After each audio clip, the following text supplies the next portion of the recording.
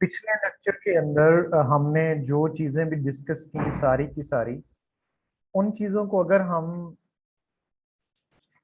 मद्देनजर रखें तो उसके बाद आइन की जब हम बात करते हैं कि हमारा जो कॉन्स्टिट्यूशन हमने डिस्कस किया सारे का सारा, the constitution was of constitution 1973।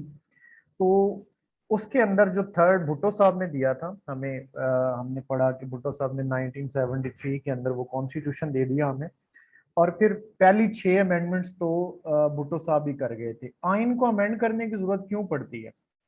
आइन को अमेंड करने की जरूरत इसलिए पड़ती है कि चेंजिंग सर्कमस्टेंसेस के साथ सम टाइम इट हैपन्स कि आपकी जरूरियात नई बन गई हैं और आपको लॉ के अंदर अमेंडमेंट करने की जरूरत है। जैसे कि मिसाल के तौर पे अभी हमने फाटा के जो एरियाज थे ना, वो किसी भी सूबे का हिस्सा नहीं थे।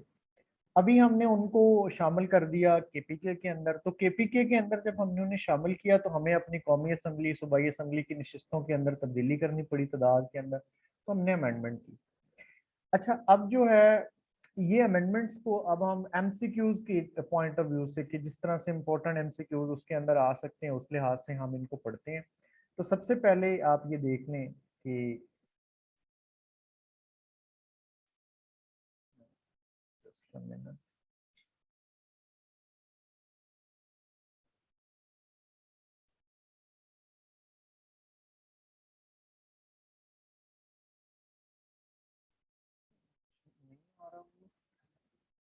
ऑप्शन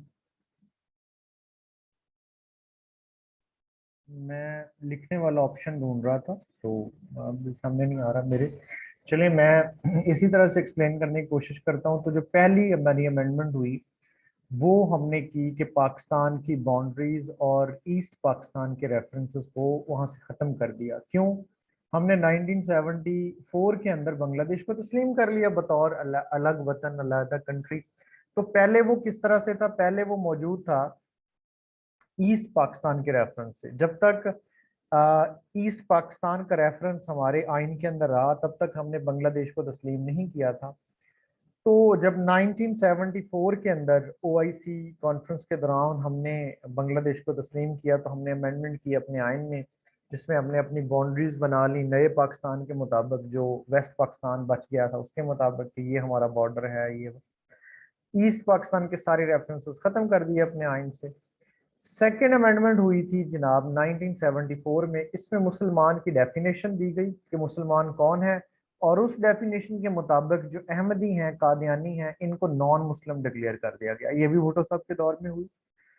थर्ड जो अमेंडमेंट थी वो इतनी ज्यादा मशहूर नहीं है, इतनी ज्यादा फेमस नहीं है, लेकिन हमने जितनी भी अमेंडमेंट्स हैं उनको गो थ्रू करना है एमसीक्यूज के पॉइंट ऑफ व्यू से। अगर कभी पूछ लिया जाए तो हमें पता होना चाहिए।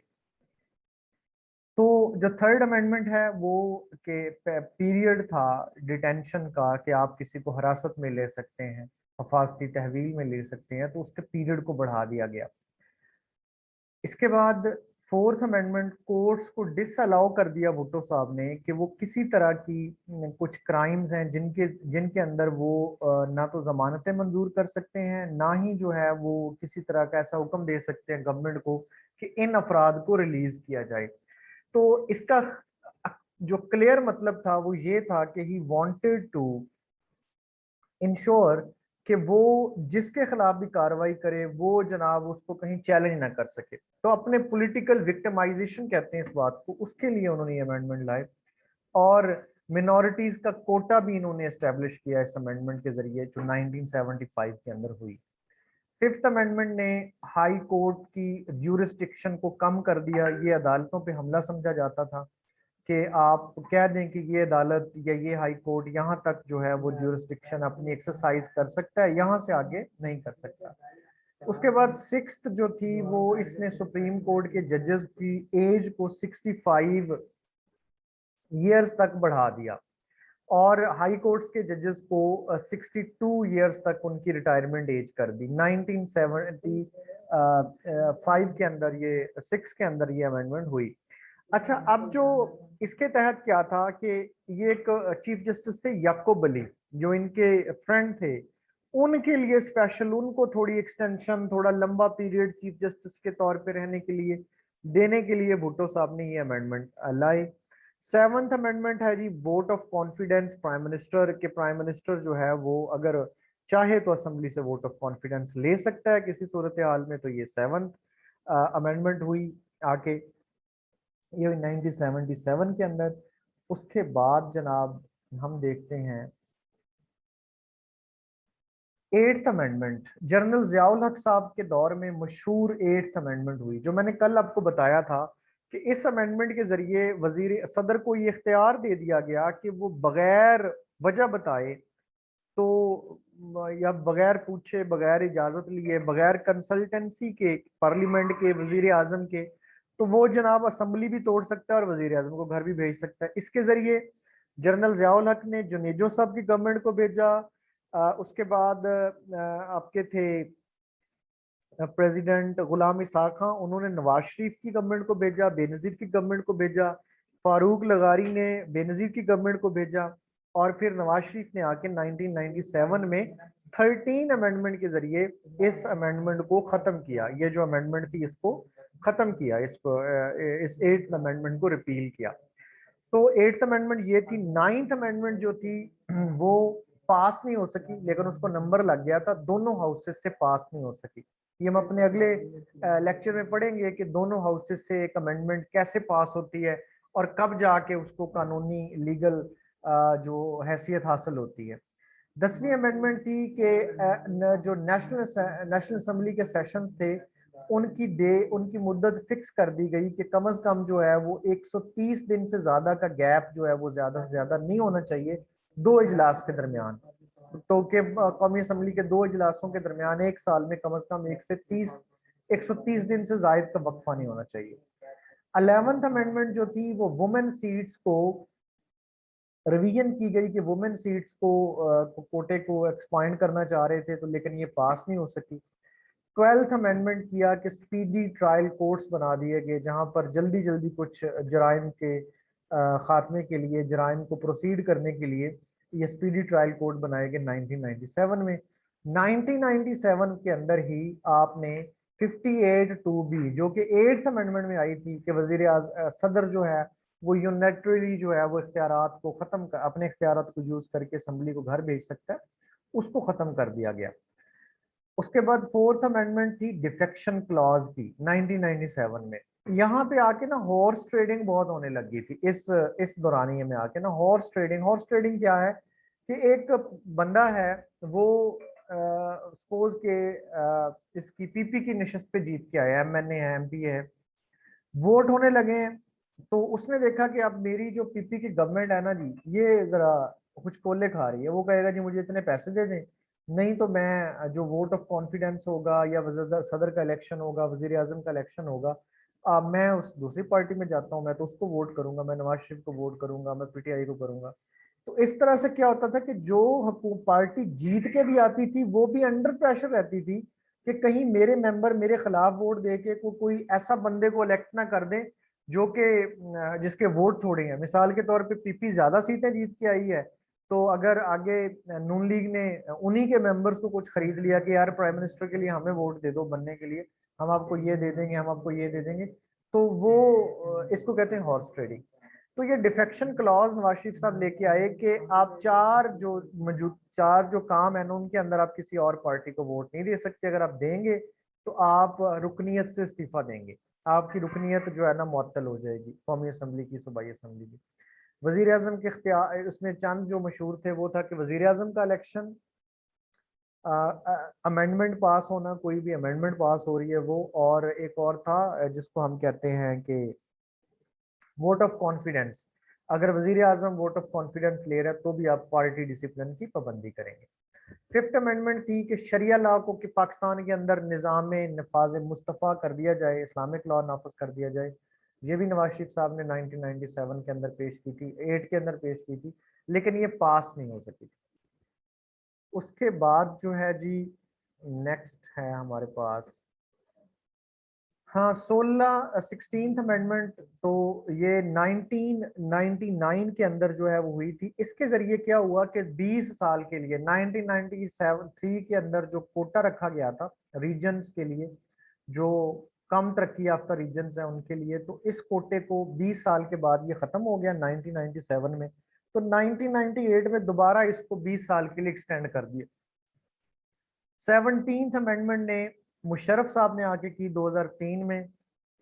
इन्होंने दोबारा सदर को इख्तियारात दे दिए कि आप दोबारा से वजीर आजम को घर भेज सकते हैं। तो ये अमेंडमेंट जो है वो 2010 में 2003 में हुई थी और इसने 58(2)B को दोबारा बहाल कर दिया। 18th अमेंडमेंट जिसको मिनी कॉन्स्टिट्यूशन कहते हैं और it is the largest amendment in Pakistan constitution 2010 में हुई।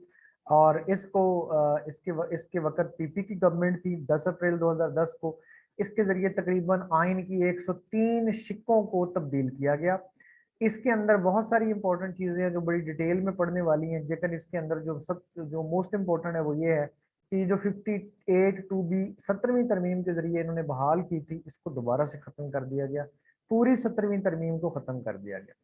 19वीं तरमीम में सुप्रीम कोर्ट के जजेस और इलेक्शन कमीशन के मेंबर्स की अपॉइंटमेंट का तरीका बताया गया। 20 में केयर टेकर सेटअप कैसे बनाया जाएगा कि अबूरी गवर्नमेंट जो है वो कैसे नामजद की जाएगी।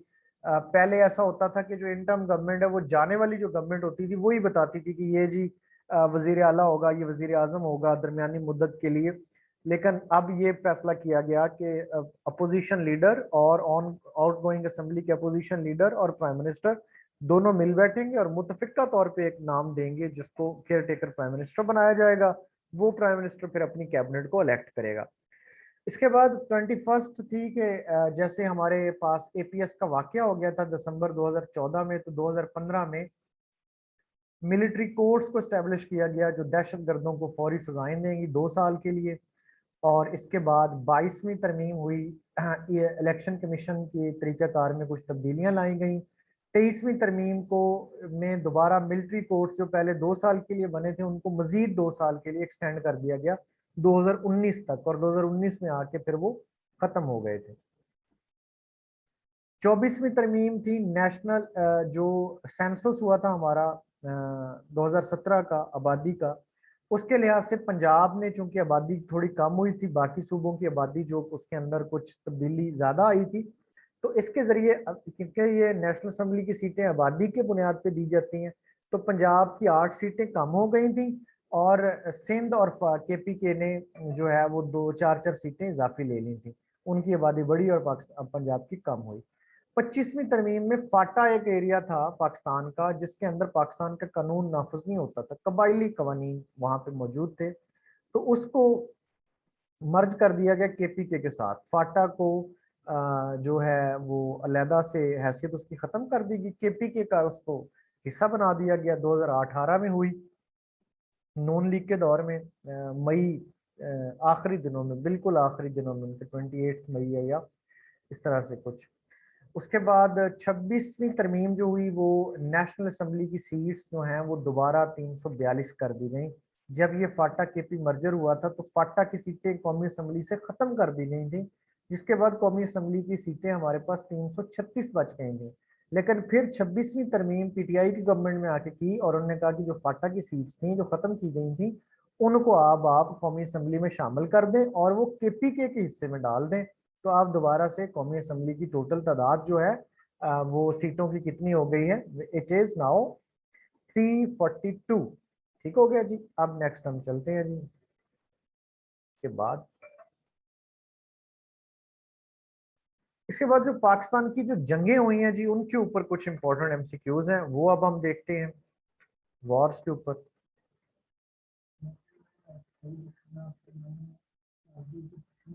सबसे पहले कश्मीर वार को देखते हैं। कश्मीर एक बुनियादी हिस्सा है पाकिस्तान और इंडिया के दरमियान कॉन्फ्लिक्ट का। कश्मीर की रियासत के अंदर ज्यादा मुसलमान आबाद थे और उनका राजा जो था वो हिंदू था। उसने अपने इक़्तिदार को सोचा, उसने कहा कि मैं आज़ाद रहना चाहता हूँ, या उसके जहन में था कि जी मैं थोड़ी देर आज़ाद रहता हूँ और उसके बाद जो है वो इंडिया के साथ शामिल हो जाऊंगा। कुछ हिस्टोरियंस लिखते हैं कि वो इंडिया के साथ शामिल होने का फैसला कर चुका था, जिसके बाद मकामी लोगों ने आज़ादी के लिए जद्दोजहद करते हुए उसके खिलाफ उठ खड़े हुए। कुछ कबायली इलाकों के लोग भी वहां पे पहुंच गए पाकिस्तान की तरफ से जो अपने मुसलमान भाइयों की मदद के लिए। तो राजा ने जी रिक्वेस्ट की इंडिया को कि आप मेरी मदद करें, और इंडिया ने उसके ऊपर कब्जा ही कर लिया और बताया लोगों को कि जी राजा ने हमारे साथ जो है वो इंस्ट्रूमेंट ऑफ असेशन जो है वो